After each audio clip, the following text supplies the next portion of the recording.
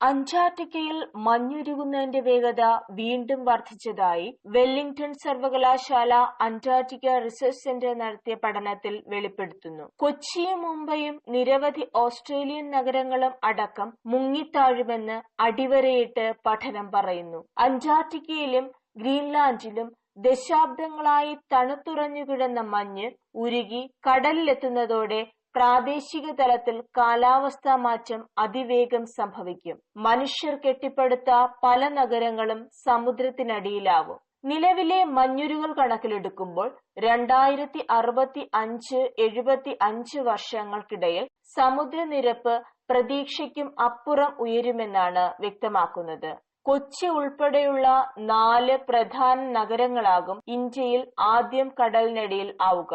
മറ്റു നഗരങ്ങൾ മുംബൈ, കൊൽക്കത്ത, ചെന്നൈ എന്നിവയാണ്.